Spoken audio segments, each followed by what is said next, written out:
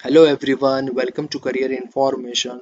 तो most awaited जिसका notification newspaper में आ चुका था लेकिन कंप्लीट नोटिफिकेशन नहीं आया था, वो है नाबार्ड का। तो इसके नोटिफिकेशंस आ चुके हैं जो लास्ट ईयर भी ग्रेड ए और ग्रेड बी के लिए निकले थे।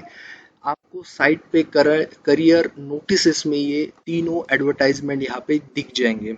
ओके, एडवर्टाइजमेंट ये है आपका grade A assistant manager, grade A assistant manager for protocol and security services, उसके बाद में ग्रेड बी का। ओके, तो ये आपको पूरा करियर नोटिसेस में मिल जाएगा। तो इससे पहले कि ये वीडियो मैं शुरू करूँ तो आपको बता देता हूँ कुछ कुछ चीज़ें चेंज हुई है। वो चीज़ें हैं आपकी एग्ज़ाम पैटर्न थोड़ा बहुत चेंज हुआ है, ज़्यादा नहीं। मेंस का भी हुआ है थोड़ा बहुत, तो आप अच्छे से ये वीडियो देखो। ओके, उसके बाद में जो भी मेन मेन चीज़ें होंगी वो मैं आपको यहाँ पे बता दूंगा। बाकी बाकी तो आपको डिस्क्रिप्शन बॉक्स में नोटिफिकेशन तीनों के मिल जाएंगे। ओके, तो सबसे पहले हम देखते हैं जिसमें ज़्यादा लोग फॉर्म भरते हैं, वो है आपका ग्रेड ए असिस्टेंट मैनेजर राजभाषा सर्विसेज का। ओके, तो ये है उसका कंप्लीट नोटिफिकेशन जो आपको 17 जुलाई से अप्लाई करना है, मतलब कल से 7 अगस्त तक। इसका जो एग्जाम है प्रीलियम वो होगा अगस्त 2021 के लास्ट वीक में, या फिर most probably first week of सितंबर में भी हो सकता है। उसके बाद में इसके वैकेंसीज आपको यहाँ पे मिल जाएंगे, तो लगभग 11-12 डिसिप्लिन है, तो आप जिसमें एलिजिबल हो उसमें आप अप्लाई कर सकते हो। सबसे इम्पॉर्टेंट चीज़ मैं आपको बता देता हूँ कि आप ये टेबल में से एक ही पोस्ट के लिए ऑप्शन भर सकते हो। ओके, तो आपको अप्लाई एक ही आपकी डिसिप्लिन थ्रू करना है। अगर आप जनरल में कर रहे हो तो आप बाकी इसमें अप्लाई नहीं कर सकते।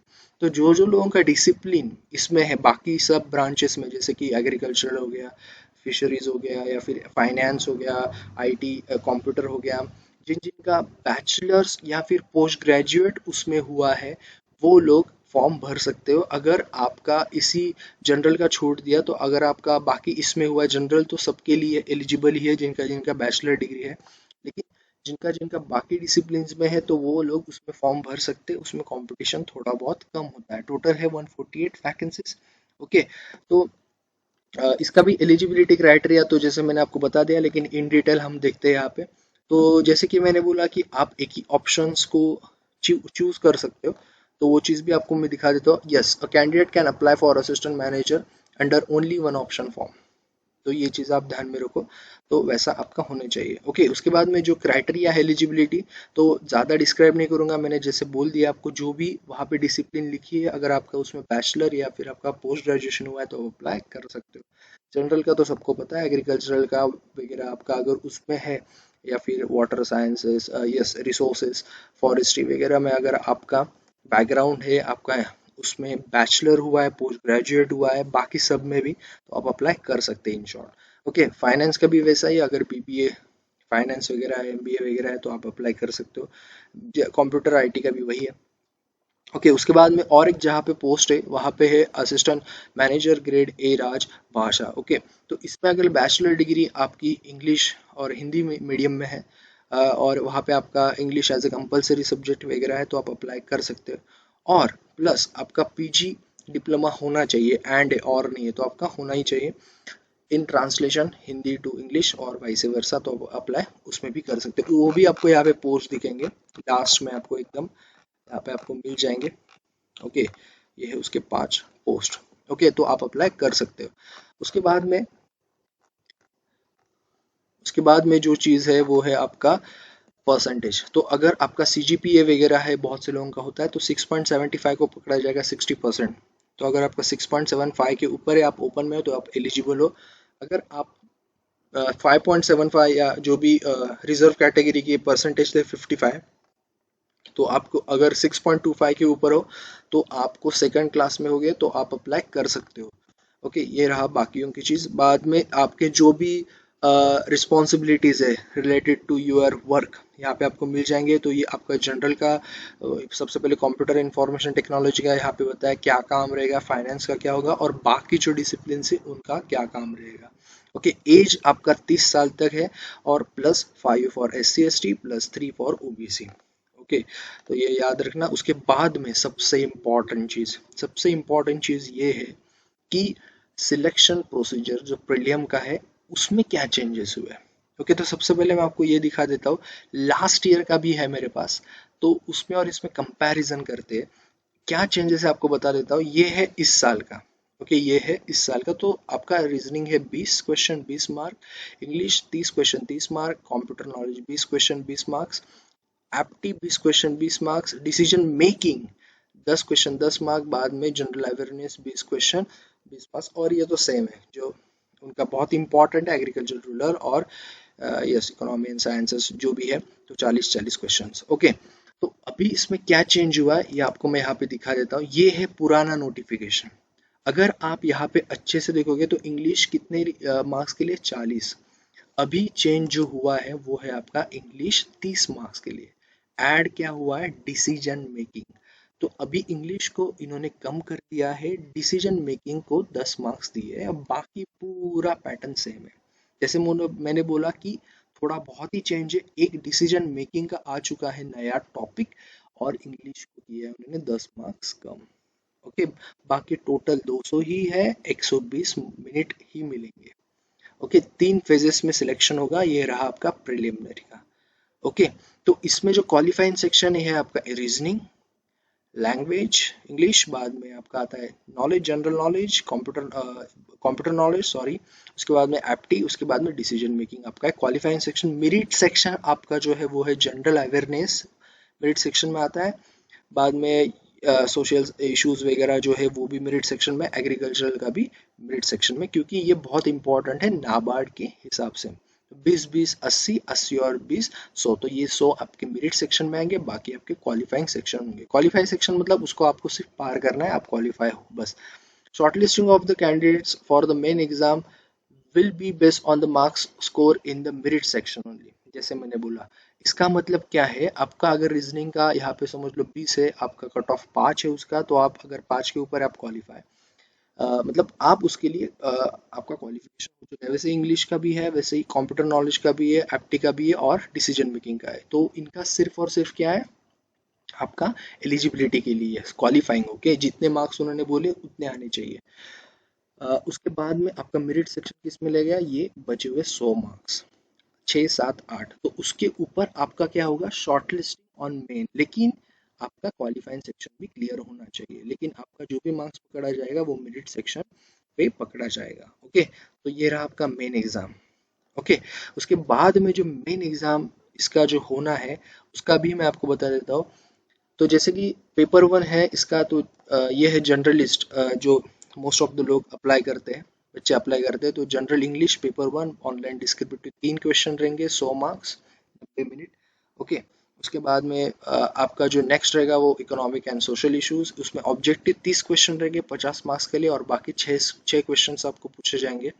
ओके, सो 4 आपको अटेम्प्ट करने हैं, 2 of them are 15 marks and okay with difficulty level, and 2 of them are 10 marks, तो आपको 50 मार्क्स का 90 मिनट्स का। बाद में पोस्ट फॉर द स्पेशलिस्ट जो भी, ओके, उसके लिए मेन एग्जाम है इस प्रकार। ओके, 3 आपको क्वेश्चंस इंग्लिश में, बाद में ये स्ट्रीम, इसमें जो है फर्क ये है कि आपको इसमें इकोनॉमिक एंड सोशल इश्यूज के लिए पूछा जाएगा, इसमें आपको पूछा जाएगा आपका जो पर्टिकुलर स्ट्रीम है, स्ट्रीम मतलब आपका जो भी डिसिप्लिन है उसके रिगार्डिंग आपको पूछा जाएगा ये सेक्शन में। और जो आखिरी का बचता है आपका राजभाषा का, तो वो भी आपके स्पेसिफिक टर्म्स पे भी पूछा जाएगा। ये रहा आपका सेकंड, इसमें भी आप क्लियर होते हैं तो आपका होता है इंटरव्यू, होता है 50 मार्क्स के लिए। Okay, so calling ratio to qualify for main examination and interview will be maximum 1:25 and 1:3। तो मेन एग्जामिनेशन का कितना है, 1:25, और इंटरव्यू का क्या है, 1:3। ओके, ये याद रखो। इसके बाद में for wrong answer you have to, मतलब आपके लिए जो निगेटिव मार्किंग है वो तो है यहाँ पे 1/4। Okay, in the phase 1 and phase 2, cut off in a phase 1 and phase 2 may applied in a 2 changes on scores in the individual test on total score, since the vacancies are in marked in discipline wise, तो उसके हिसाब से आपका होगा। Okay, सो जो भी लोग only such candidates who score the minimum cutoff marks or above main examination will be shortlisted for interview. The final selection ranking of the applicants for the that assistant manager post will be based on the main examination or interview। तो आपका जो prelim है वो क्या है, सिर्फ आपका qualifying screening है, उसके मार्क्स आपके कैरी नहीं होंगे आगे। ओके, तो आपका मेन एग्जामिनेशंस के मार्क्स और इंटरव्यू के मार्क्स, अगर आप क्वालिफाई होते हैं इंटरव्यू के लिए तो आपके दोनों के मार्क्स ऐड होके आपकी मेरिट लिस्ट लगेगी। ओके, सो वैसे आपको मिलेगा। उसके बाद में अगर इक्वल मार्क्स होते हैं तो candidates with the higher qualification और in case of similar qualification candidate will get higher marks in the graduation, उसको रैंक मिलेगा। एज का नहीं है, बहुत जगह पे ऐसा होता है कि जो इसकी एज ज़्यादा उसको मिल जाता है, तो ऐसा नहीं है।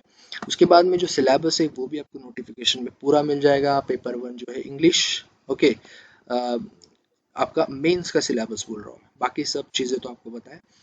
तो ये भी आपको यहाँ पे पता चल जाएगा। पेपर टू का जो सिलेबस है वो भी आपको यहाँ पे मिल जाएगा। इकोनॉमिक एंड सोशल इश्यूज, ये आपका जनरल डिसिप्लिन के लिए बता रहा हूँ। ओके, उसके बाद में जो भी स्ट्रीम वाइज है उसका भी सिलेबस आपको यहाँ पे मिल जाएगा। वाटर रिसोर्सेस एंड सब, मतलब प्लांटेशन से लेके सारे फिशरीज, फॉरेस्ट्री, आप अगर अलग स्ट्रीम में अप्लाई कर रहे हैं तो इसका भी सिलेबस यहाँ पे मिल जाएगा।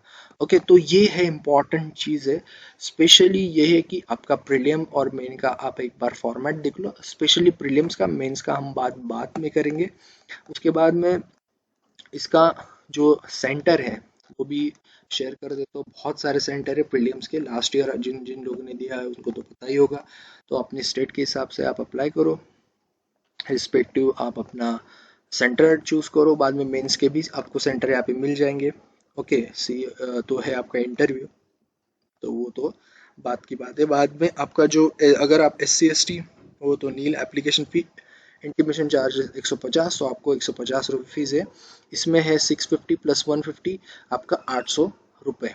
ठीक है, तो इसमें आपको 150 रुपये का फॉर्म होगा SC के लिए, ऑल अदर्स के लिए 800 रुपये भरने होंगे। ओके, उसके बाद में पे स्केल वगैरह यहाँ पे दिया है, देख सकते हैं आप जाके। नोटिफिकेशन बाद में आपका हाउ टू अप्लाई बताने की ज़रूरत है नहीं। आपका स्कैन क्या चाहिए, photograph, signature, left thumb, hand written declaration जो बैंकिंग के लिए भी लगता है, बस उतनी ही चीज़ चाहिए। आपको फॉर्म भरना है। तो ये रहा आपका पहला नोटिफिकेशन जिसकी मैंने बात की। अब जैसे कि मैंने बोला वहाँ पे 3 नोटिफिकेशन है, तो आपका सेकंड जो नोटिफिकेशन है वो है ग्रेड बी RDPS के लिए। ओके, तो ग्रेड बी अभी हमने क्या देखा, ग्रेड ए का। तो ये भी नोटिफिकेशन आपको डिस्क्रिप्शन में अवेलेबल है, सारी चीज़ें सेम है। 17 जुलाई से 7 अगस्त तक फॉर्म भरना है। इसका एग्जाम डेट भी तभी रहेगा। इसमें जगह टोटल है 7, ST के लिए कोई जगह नहीं है। उसके बाद में रिजर्वेशन वगैरह SC ST जो भी है वो सेम है। उसके बाद में इसका एग्जाम पैटर्न भी सेम है। एलिजिबिलिटी क्राइटेरिया बता देता हूँ, वो है आपका इन case of multiple application the last application submitted will be consider valid and fee against the other application will be, yes वो तो निकल जाएगा। तो आपका जो एजुकेशन क्वालिफिकेशन ये है, candidate must possess the require educational qualification as on the one, मतलब आपका 1 जुलाई से तक का पकड़ा जाएगा। तो आपका क्या है इसमें, ये है post graduate degree in any discipline from the any recognised university. Okay, तो ये आपका एलिजिबिलिटी बहुत सारे है वैसे। आपका अगर MBA भी है तो आप अप्लाई कर सकते हो। बाद में आपका ग्रेजुएशन वगैरह जो भी चीज़ है यहाँ पे और में दी वो आप अप्लाई कर सकते हो। और एक चीज़ यहाँ पे आपको क्या चाहिए, एक्सपीरियंस 3 साल का। 3 साल का एक्सपीरियंस। ओके, अगर आप SC वगैरह कैटेगरी से तो आपको 2 साल का एक्सपीरियंस, उसमें भी आपको रिलैक्सेशन है जो लोग एलिजिबल है। ओके, रिलेटेड टू कौन से सेक्टर्स, फाइनेंस, बैंकिंग का भी चलेगा, agriculture, allied and rural development उसके भी चलेंगे एक्सपीरियंसेस। ओके, तो ये चेंजेस है। बाकी सब चीज़ें तो ग्रेड A ग्रेड B के लिए सेम है। उसके बाद में एग्जाम पैटर्न भी आप यहाँ पे देखो पूरा सेम है, जो चेंज उस पे हुआ है सेम इसमें भी हुआ है। उसके बाद में मेन एग्जाम की भी बात हमने कर ली है। ओके, तो उसी हिसाब से है। यहाँ पे सिर्फ आपको होगा एक एड ऑन है, जैसे कि जनरल इंग्लिश और इकोनॉमिक एंड सोशल साइंसेस। तो इसमें पेपर 3 में आपको आएगा development, economic, statistics, finance and management. उसके अलग से 30 ऑब्जेक्टिव और 6 क्वेश्चन, सेम पैटर्न, 50 मार्क्स के लिए 90 मिनट्स। बाकी सब चीज़ें 1:25 1:3 सेम है, तो बाकी चीज़ें बताने की ज़रूरत नहीं है। इवन इसका सिलेबस भी आपको यहाँ पे उसके नोटिफिकेशन में मिल जाएगा जो डिस्क्रिप्शन बॉक्स में अवेलेबल है। ओके, तो ये रहा नेक्स्ट पोस्ट। बाकी इसका पेपर 3 का भी आपको मिलेगा सिलेबस। उसके बाद में इसका जो सेंटर है पैटर्न सेम है। बाद में हम बात करेंगे अभी जो था protocol and security service services, इसमें थोड़ा चेंज है। चेंज क्या है, फॉर्म फिलिंग सेम है, दो ही जगह है यूआर के लिए। एलिजिबिलिटी क्राइटेरिया बता देता हूँ। ही और she should be officer with a minimum of 5 years in commission service, army navy air force में अगर 5 साल का एक्सपीरियंस है एटलीस्ट आपने किया है वहाँ पे कमीशन सर्विस, तो आप एलिजिबल हो इस पोस्ट के लिए, अदरवाइज नहीं हो। इसका जो है एज क्राइटेरिया 25 से 40 है। ओके, तो जॉब रिक्वायरमेंट भी यहाँ पे बता दिया, और इसका सिलेक्शन कोई भी टेस्ट नहीं देना, आपको क्या करना है, इंटरव्यू। ओके, शॉर्ट लिस्टिंग हो जाएगा। बाकी सब पैटर्न सेम है, 750 आपके अदर्स के लिए, SC ST के लिए 100 रुपये फीस। ओके, बाद में आपका पे स्केल हाउ टू अप्लाई बताने की ज़रूरत है नहीं अभी, आपको सीधा जाना है नाबार्ड की साइट में, अप्लाई ऑनलाइन पे क्लिक करना है। ओके, कल से ये फॉर्म शुरू हो जाएंगे, मैं आपको शेयर कर दूंगा जहाँ पे आपको फॉर्म भरना है, वो भी लिंक नीचे डिस्क्रिप्शन बॉक्स में आपको मिल जाएगा। तो बाकी सारी चीज़ें सेम है। अभी एक इम्पॉर्टेंट चीज़ आपको मैं बता देता हूँ, वो है प्रीलियम के कट ऑफ लास्ट ईयर के। ओके, तो ये रहा आपके लास्ट ईयर के प्रीलियम के कट ऑफ। ओके, तो आप अगर इसमें अच्छे से देखोगे तो आपको पता चल जाएगा कितना मेरिट हर एक सेक्शन में गया है। अब ओके, आपको यहाँ पे अभी स्क्रीन पे दिख रहा होगा, जैसे कि जनरल में ज़्यादा फॉर्म भरते हैं तो 98.50 मार्क्स 200 में से कट ऑफ गया था। ये था प्रीलियम की बात कर रहा हूँ। 92 एसटी के लिए, 104 ओबीसी, 95 ईडब्ल्यूएस और 118 यूआर। बाकी अपने जो भी ब्रांच के रिलेटेड आप फॉर्म भरने वाले हो उसका कट ऑफ एक बार देख लेना।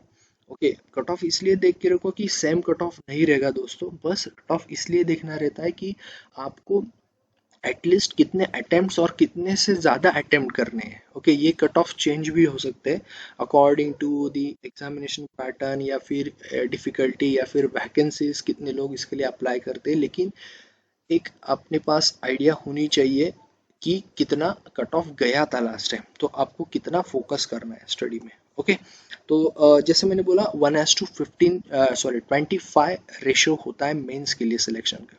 ओके, तो ये है कंप्लीट इंफॉर्मेशन आपका प्रीवियस कट ऑफ से लेके एडवर्टाइजमेंट जो अभी निकला है कंप्लीट।